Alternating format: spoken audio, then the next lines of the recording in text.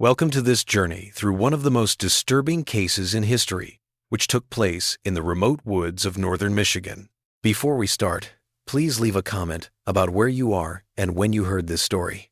We want to know where and when these documented accounts come in. In the fall of 1907, the thick woods around Lake Huron's eastern shore held secrets that would change everything the people of Alcona County thought they knew about their neighbors. What started out as a simple hunting trip turned into one of the most terrifying documented cases of psychological manipulation and family conspiracy in Michigan's history. The things that happened in those dark woods would change how the remote communities in the area saw strangers, hospitality, and even the nature of evil itself. The main character in the story is Cornelius Ashford, a traveling fur trader from Alpena who made his living moving between logging camps and settled areas along the lakeshore. People in the area knew Ashford as a skilled woodsman who could find his way through the unmarked paths that connected the scattered homesteads with the same accuracy as a compass needle finding true north. He was 43 years old and had spent most of the last 20 years building a reputation as an honest trader who could be trusted to bring goods and messages between communities that might otherwise stay completely cut off during the harsh Michigan winters. Ashford was a man who did things in a planned way and got ready carefully. He kept detailed records of his trading routes, wrote down exact notes about seasonal conditions and good places to stay on his maps, and made friends with dozens of families in the northern counties who saw him as more than just a business contact. His leather-bound journal, which would later become important evidence, had not only business transactions, but also personal notes about the people he met, their families, and the slow changes he saw in the frontier communities over the years. A lot was changing in the fur trade in northern Michigan during this time. The huge logging operations that had been the mainstay of the regional economy for almost 40 years were starting to run out of good timber.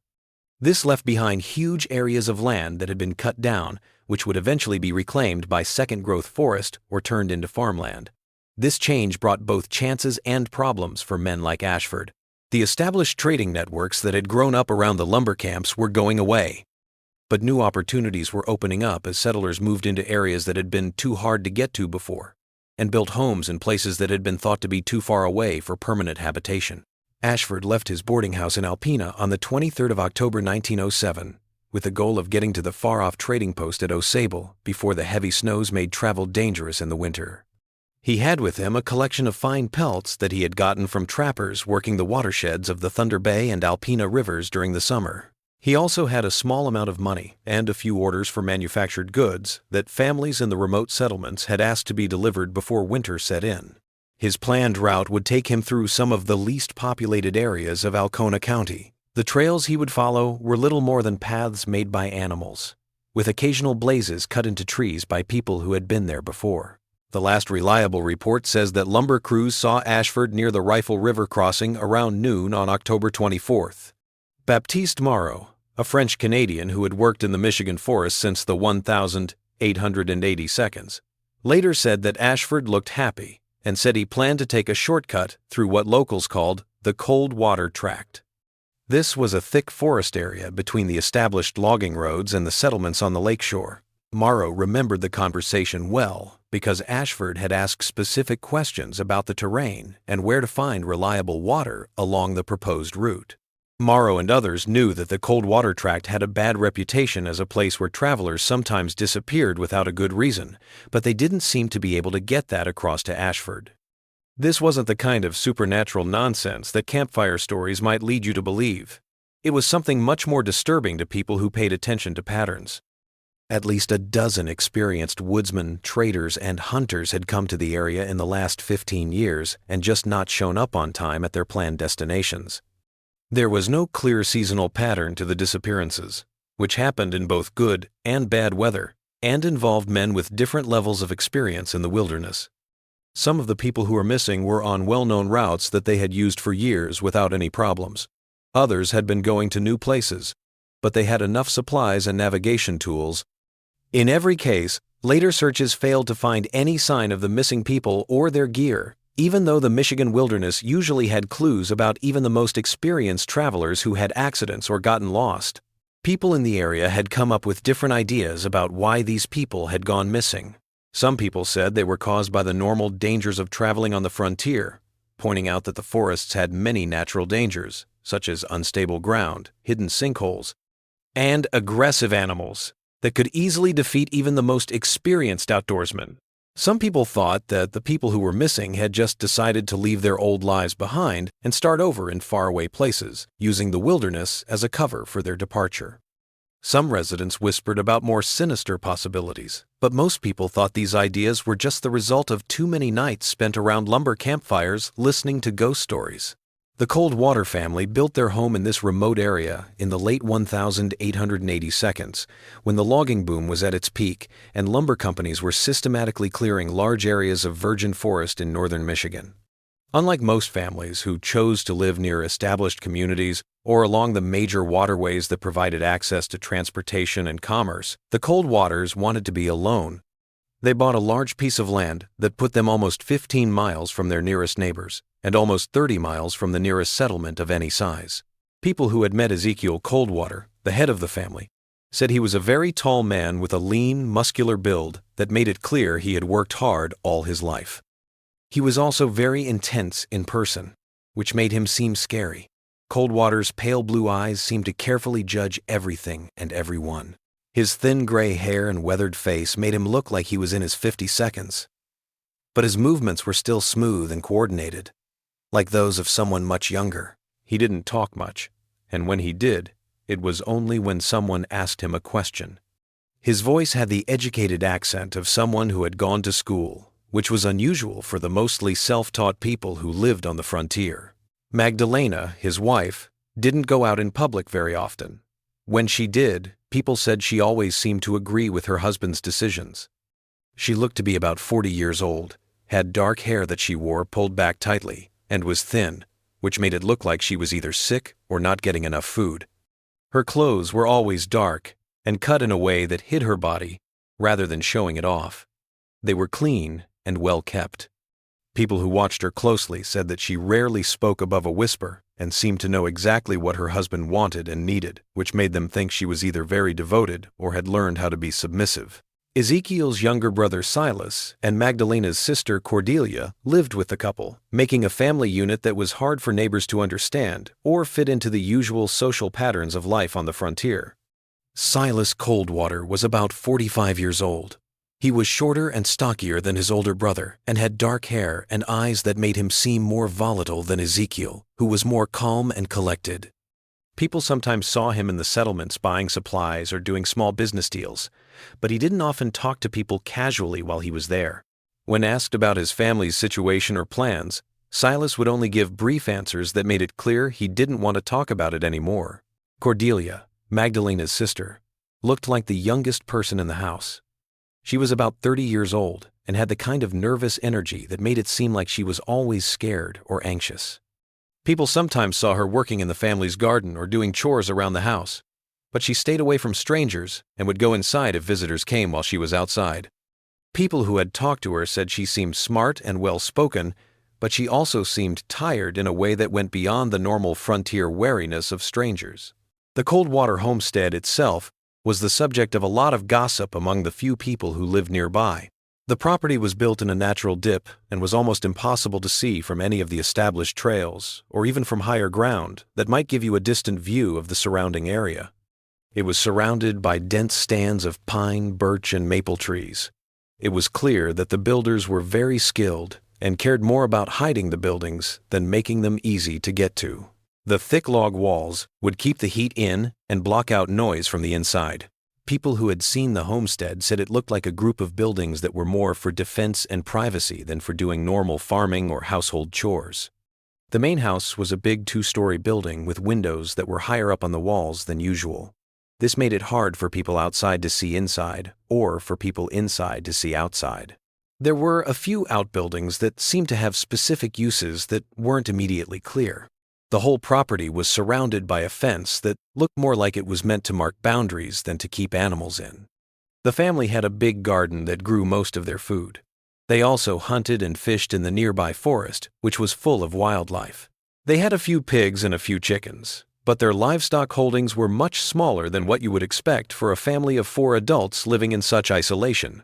This meant that they either had other ways to get food and money, or that their actual needs for food and money were different from what would be expected based on the size of their household.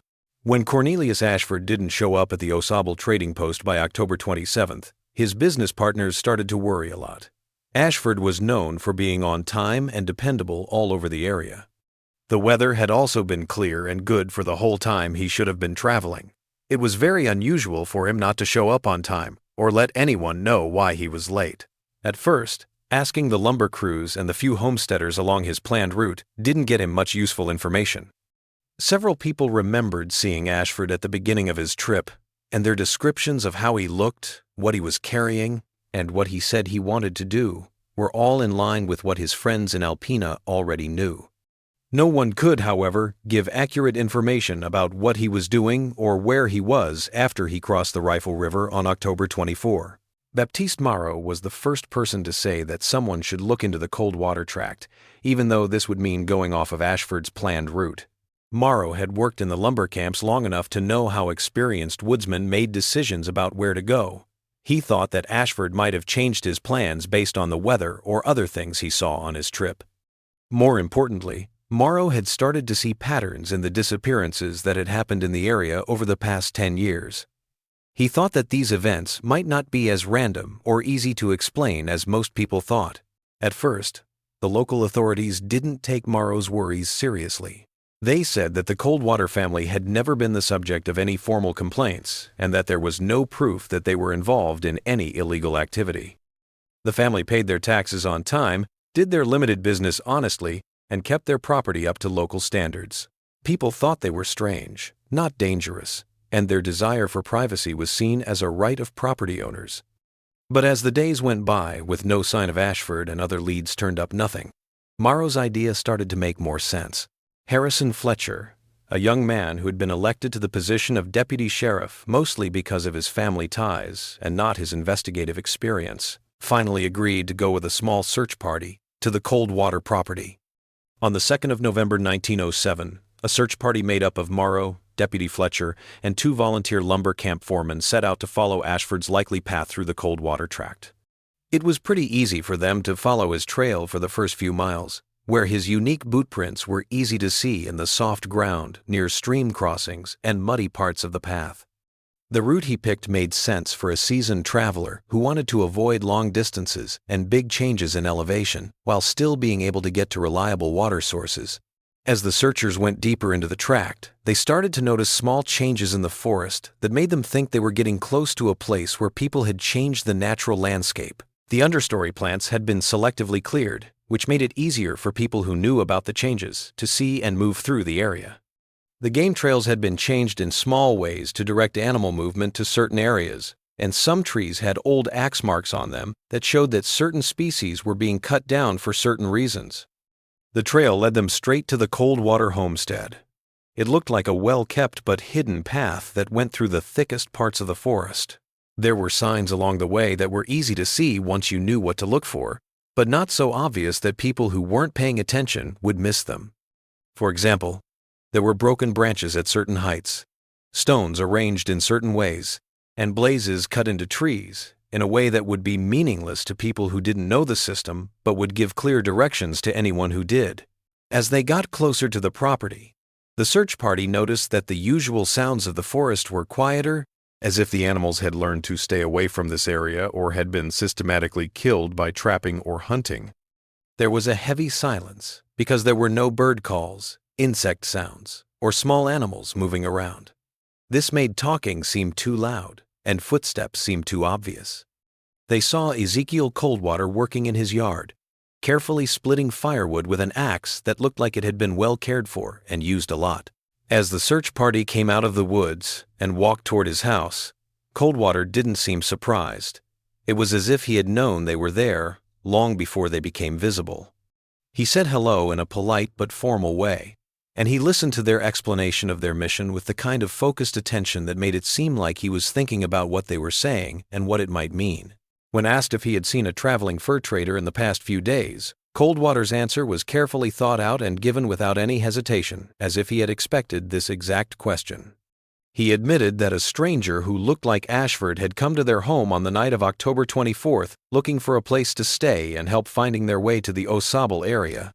Coldwater said that the family had offered the stranger food and a place to stay for the night, but he had turned them down and insisted on continuing his journey even though it was getting dark. Coldwater's version of the story made perfect sense and was in line with what a skilled woodsman might do in the same situation. If a traveler thought he was close to his destination, he might choose to keep going instead of accepting shelter from strangers, especially if he was carrying valuable items and was worried about their safety. But there was something about the way Coldwater spoke that made the search party members uneasy, even though they couldn't quite put their finger on what it was that made them suspicious. Silas Coldwater and the two women who lived in the house were called in to tell their own stories about what happened with the missing trader. Their accounts of what happened matched Ezekiel's story in all the important ways, and the way they talked about their brief interaction with Ashford was in line with Ezekiel's. They said that the stranger had looked healthy and well prepared, that he had been traveling alone, and that he had left their property sometime after sunset on October 24th, heading toward the Osable settlement. But when asked for more specific information about their meeting with Ashford, the family members' descriptions became less clear and sometimes even contradictory.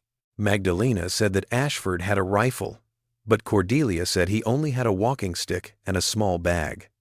Different family members gave different estimates of when he would leave their property, with some saying it would take almost 2 hours longer than others. Silas said that Ashford was of average height and had dark hair. Ezekiel, on the other hand, said that he was tall and had gray hair. People's memories and observations can be different when they see the same events, but Deputy Fletcher said that the family members seemed unusually nervous when asked to give more information than what they had already said. Also, they seemed to get more nervous when they were questioned separately instead of as a group. This suggests that they were more at ease when they could see how the others were answering and make sure their stories stayed consistent.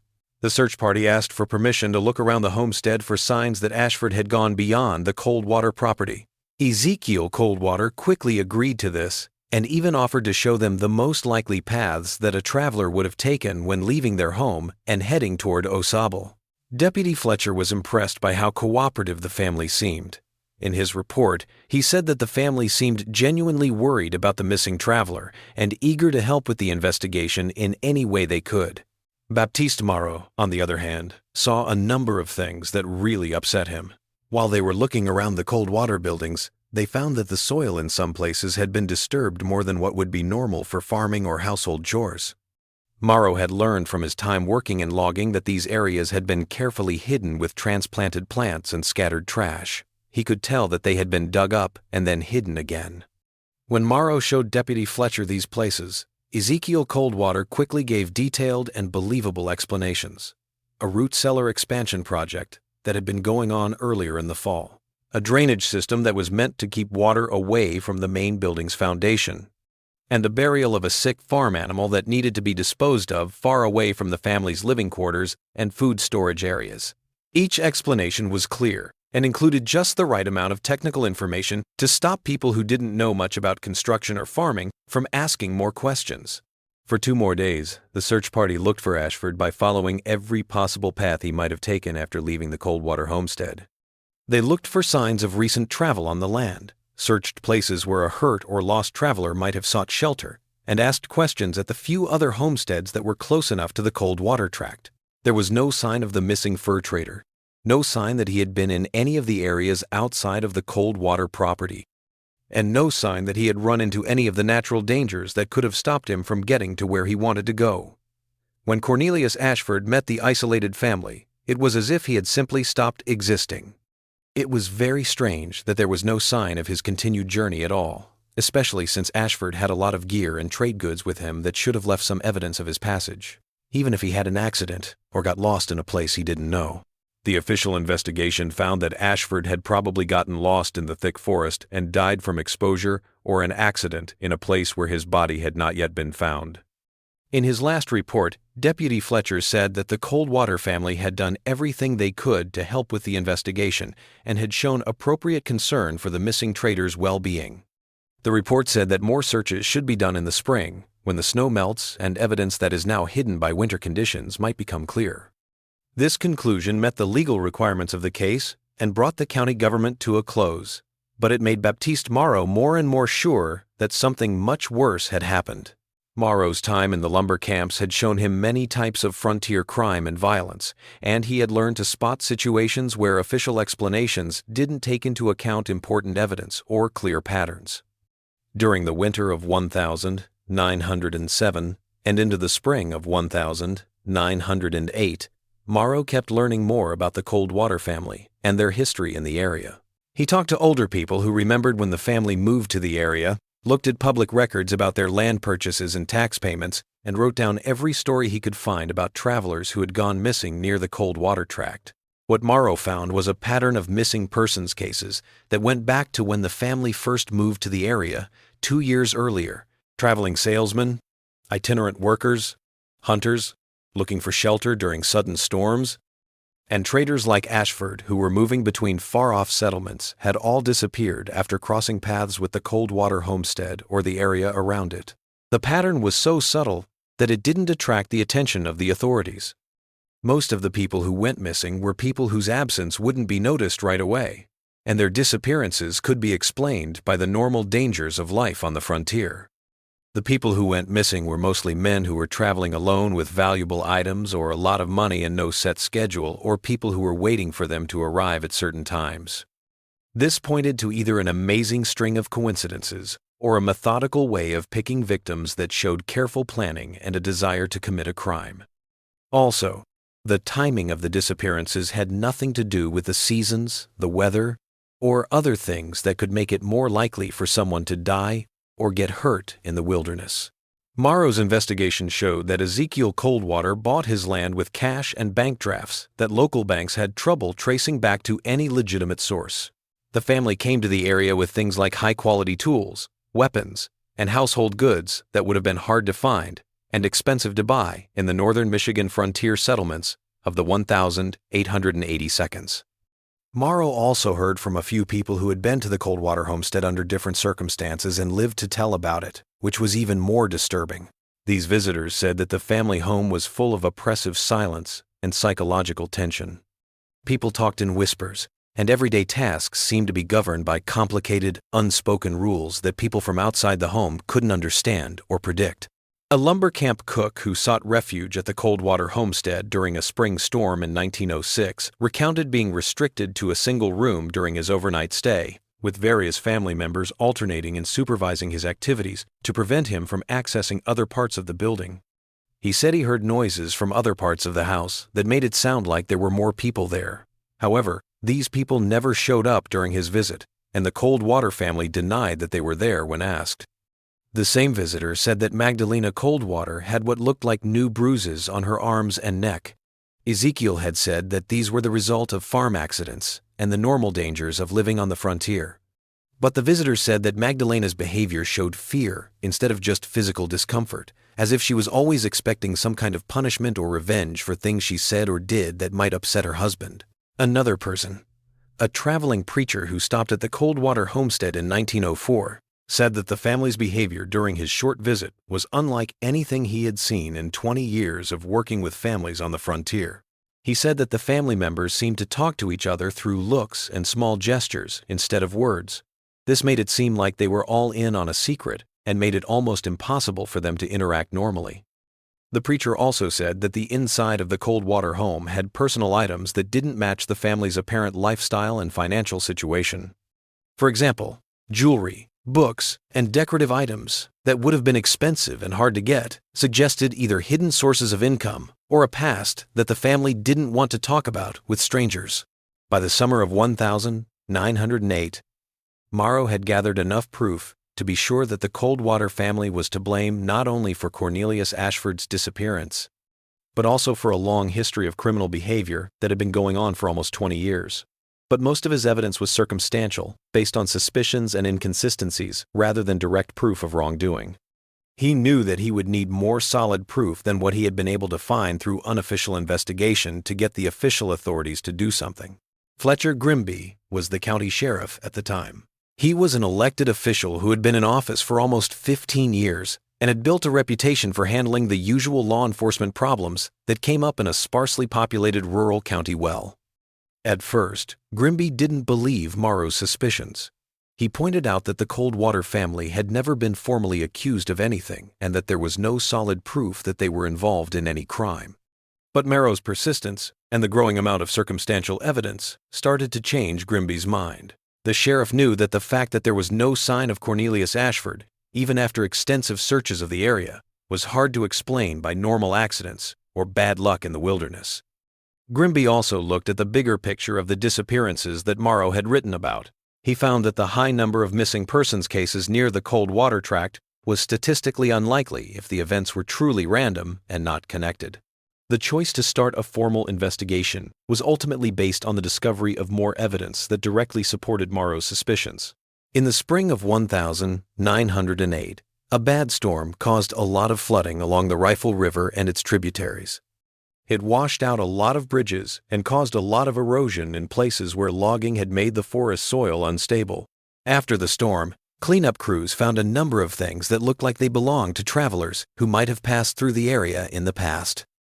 These included bits of leather goods, metal buckles and fasteners, and pieces of equipment that made it look like they used to belong to people who hunted, trapped, or traded. The most important of these finds was a small metal locket with the initials C.A. on it, and had a picture of a woman and a young boy inside. Authorities were able to figure out that this item probably belonged to Cornelius Ashford after hearing descriptions from his family and business partners in Alpena. The locket was found about 3 miles downstream from the Coldwater homestead, in a place where storm runoff would naturally carry things that had been buried or thrown away in the upper watershed. This made it seem like Ashford's things, or at least some of them, had been thrown away near the Coldwater property instead of lost by accident or bad luck on his way to Osablo. Sheriff Grimby gave the go-ahead for a formal investigation of the Coldwater homestead and the land around it after getting this more solid proof. A group of experienced law enforcement officers and volunteers with special skills in areas like tracking, digging, and finding evidence related to criminal activity would do the investigation. Sheriff Grimby took a group of 8 men to the Coldwater property on the 15th of July, 1908.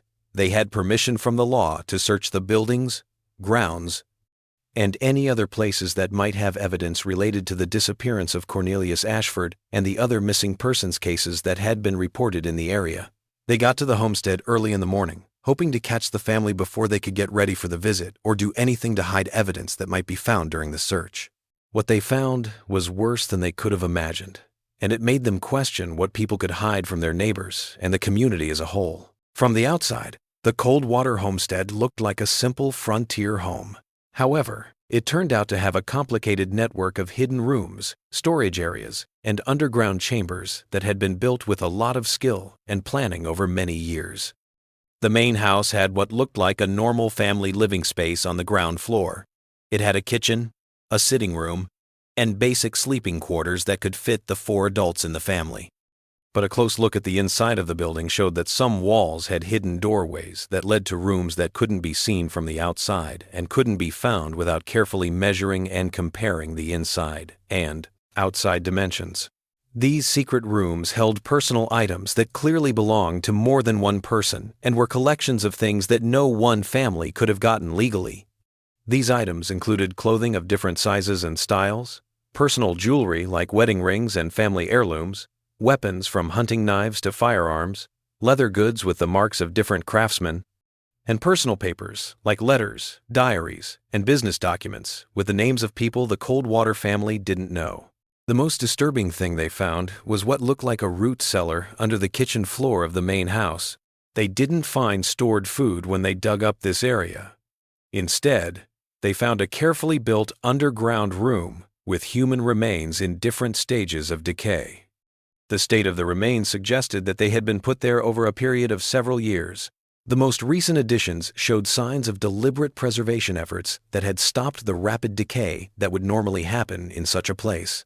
Sheriff Grimby was able to find a number of personal items that belonged to Cornelius Ashford in the hidden chambers. These included his unique leather bag with his initials carved into the flap, a few rare pelts that matched what his business partners in Alpena said about them, and the small notebook where Ashford wrote down his travel plans and business dealings. The last entries in the notebook talked about his planned route through the Coldwater tract and his plan to stay at the homestead if the weather made it unsafe to keep going. When faced with this proof, The Coldwater family's practiced cooperation and carefully maintained facade of innocent concern turned into a series of conflicting explanations and accusations against each other. At first, Ezekiel Coldwater said that his brother Silas had done things without his knowledge or consent. Silas, on the other hand, said that the women in the house had hidden their actions from the men and were to blame for any crimes that may have happened on the property. However, after being questioned for a long time, it became clear that all 4 family members had been actively involved in a systematic operation that targeted travelers who met certain criteria and could be victimized without triggering immediate searches or official investigations. The family had come up with clever ways to find good targets, get them to the homestead, incapacitate them with drugged food or direct violence, and get rid of their bodies and belongings in ways that made it less likely that they would be found. The investigation showed that the Coldwater family had made detailed profiles of the kinds of travelers who would work best for them. They liked men who traveled alone with valuable items or a lot of money, and who didn't have a set schedule or people who were expecting them to arrive at certain times and places. They stayed away from people who were part of larger groups, who had made friends with people in the area, or who were expected to arrive at their destinations on time. The family chose their victims by watching and judging possible targets for a long time before they ever met them. They had set up a network of spies and observation posts that let them keep an eye on travelers in their area and learn about their belongings, destinations, and personal situations. This operation to gather intelligence helped them decide which people could be safely targeted without raising suspicion or causing extensive searches. After they found a good target, the family used a number of different ways to get the person to their home and set up chances to attack. They would sometimes help travelers who looked like they were lost or didn't know where they were going. In other cases, they would set up fake emergencies or accidents to get a good Samaritan to stop and help. They also learned how to make fake weather emergencies or trail blockages that would make travelers look for shelter or other routes that went straight to the Coldwater property. The way the homestead was set up was meant to make it easier for them to commit crimes while still looking like a normal frontier family home. The hidden rooms and underground chambers were safe places to keep the victims' things and hidden places to get rid of bodies. Because the property was in a natural depression surrounded by thick forest, sounds from the homestead couldn't be heard by people living nearby, and no one could see what the family was doing from any established trails or high places in the area. The investigation also found that some of the victims had been kept alive for a long time, maybe weeks or months, during which time they were systematically questioned to get information about their business connections, travel routes, and the people who might come looking for them. The Coldwater family was able to predict and mislead later investigations by making false trails and plausible explanations that had kept their activities hidden for almost 20 years. Sheriff Grimby's team found proof that the family had kept detailed records of their victims, such as personal information, descriptions of their belongings, and notes on how they got rid of the bodies. These records were kept in a coded format that was hard to read, but they gave a full account of at least 23 murders that happened between 1,889 and 1,907. The family's ways of killing changed depending on the situation and the health of the people they killed. It looked like some people had been poisoned with plant-based toxins that were easy to find in the woods nearby. Some people showed signs of violence that pointed to more direct methods, such as strangulation, blunt force trauma, or wounds made with knives or other sharp objects. The state of the remains showed that the family had tried different ways to kill and get rid of the body, and as they learned more, they got better at it. The psychological profile that came out of the investigation showed that the family had fully adapted to a life of systematic predation while still looking like respectable frontier citizens on the outside. They had come up with complicated plans and excuses that let them see their victims not as people who deserved compassion and protection, but as things to use and throw away when it was convenient. When experienced interrogators from the state capitol questioned Ezekiel Coldwater at length, he said that his victims were people who had made the choice to enter his property and accept his hospitality. He thought that this acceptance made the family feel like they owed something to the person who accepted them, which made anything they did afterward okay. He spoke of their criminal activities not as violations of moral or legal principles, but as a form of natural selection that removed the weak and unwary from a frontier environment that demanded constant vigilance and careful judgment. The women in the house said in court that they had been slowly brought into the family's criminal activities through a process of psychological conditioning that started with small lies and grew over time to include murder and hiding. Evidence. Cordelia Coldwater eventually admitted that her first involvement was just not warning a visitor about food that had been intentionally tainted with mild sedatives. This passive form of participation had grown over the years into active planning and carrying out murders. Magdalena Coldwater's testimony showed that she had been systematically abused mentally and physically, which had slowly made it harder for her to say no to her husband's demands or make her own moral decisions. She had been severely punished for trying to protect possible victims or refusing to take part in criminal activities at first. This taught her to ignore any feelings of compassion or resistance. The investigation also found proof that the Coldwater family had kept in touch with other criminal groups that were active in other parts of Michigan and nearby states. They had figured out how to turn stolen goods into cash by working with a group of dishonest merchants and traders who didn't ask where the valuable things they bought came from.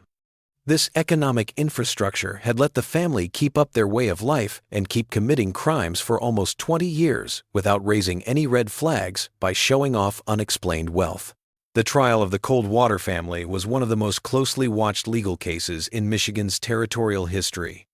There was a lot of evidence against them, but the psychological complexity of their crimes and the fact that they had never done anything like this before made things very difficult for the legal system at the time. The defense lawyers said that the women in the house had been forced to take part through physical and mental abuse. The prosecution, on the other hand, said that all 4 family members had willingly taken part in a criminal conspiracy that had led to the deaths of at least 23 innocent people. The trial brought to light more information about how the family committed crimes and how they became predators over time. Doctors and alienists gave expert testimony about how normal people can be turned into people who can kill people in a planned way by being exposed to violence over time and losing their moral restraints. The testimony shed light on the psychology of family-run criminal organizations and the social conditions that could make it possible for these kinds of businesses to thrive in remote frontier communities. Ezekiel and Silas Coldwater were found guilty of many murders and sentenced to death by hanging. On the 12th of March 1909, the executions took place at the county seat.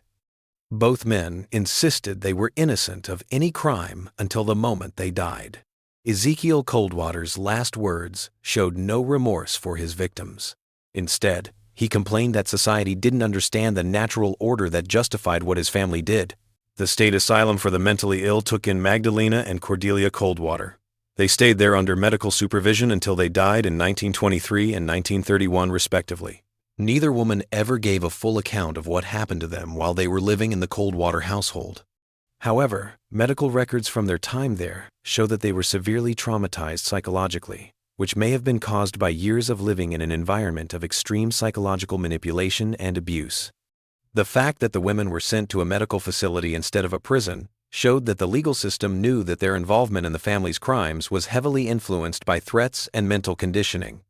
But they were kept in prison for good because doctors said they were a continuing threat to society and that their mental health problems were probably permanent. Fire destroyed the Coldwater homestead in the spring of 1909. It was officially done for public health reasons, but it was also done to get rid of what had become a morbid curiosity for people from all over the area. A lumber company bought the land and cut down the last trees, leveling the land so that no one could see where the buildings were, where so many people had died.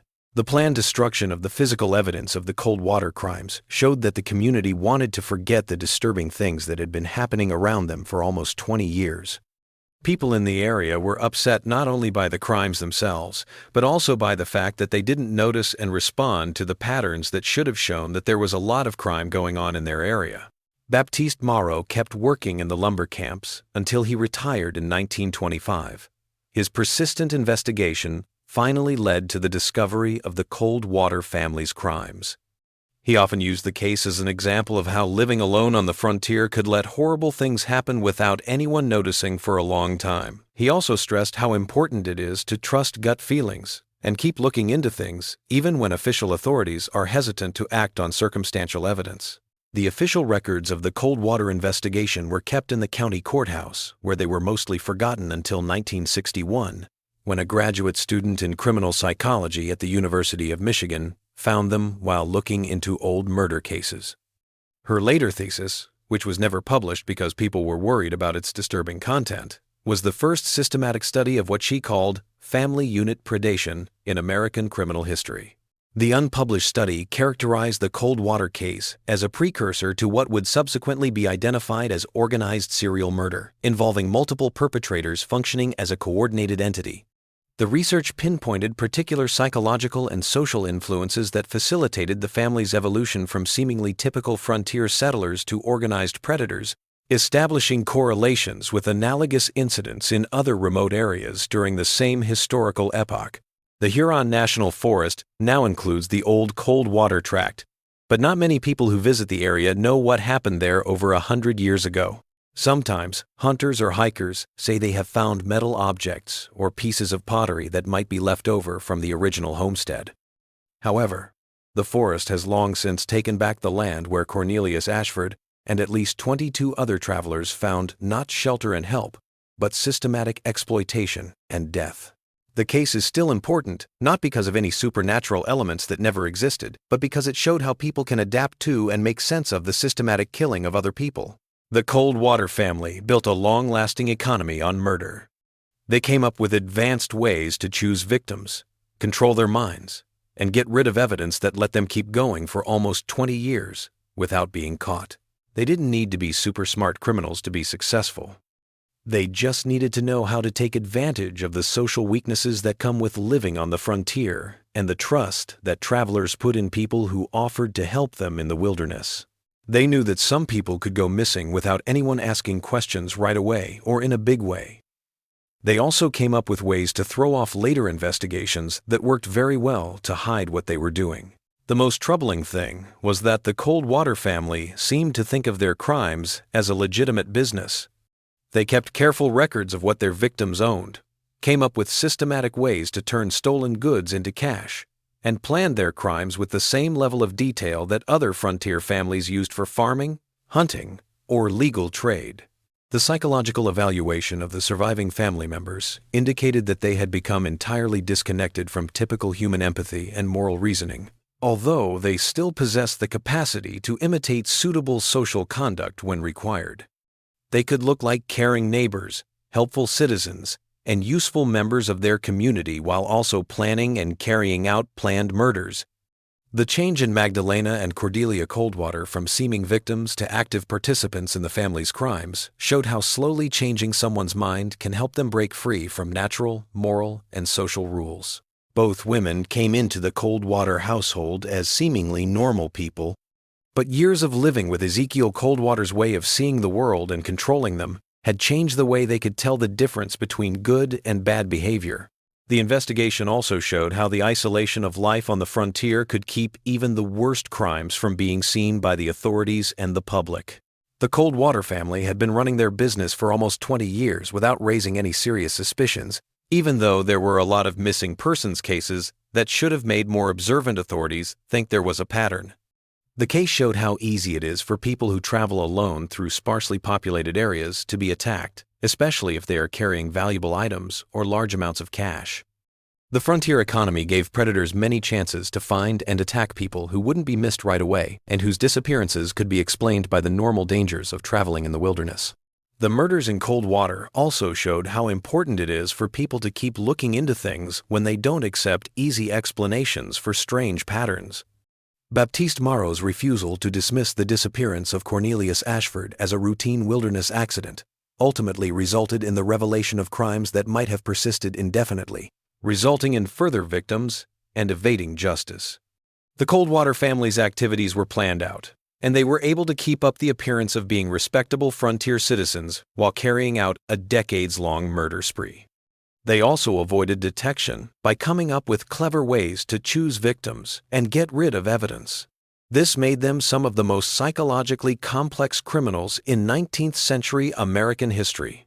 Researchers got access to the case files in the 1,960 seconds, and they gave us a lot of information about the psychology of family unit criminal enterprises and the social conditions that could make these kinds of activities possible. However, Worries about how disturbing the evidence was and how it might affect the families of the victims led to limits on who could see the full records. As a result, much of the detailed information about the Coldwater methods is still locked away in state archives. The Coldwater case has a legacy that goes far beyond its role as a criminal investigation. It serves as a profound reminder of the capacity for evil that can develop within apparently normal family structures when isolation, opportunity, and gradual moral compromise combine to erode the constraints that normally govern human behavior in civilized society. The fact that 4 people could work together for almost 20 years to kill innocent travelers while still looking like upstanding citizens and useful members of their community goes against basic ideas about human nature and how well social systems work to find and stop crime.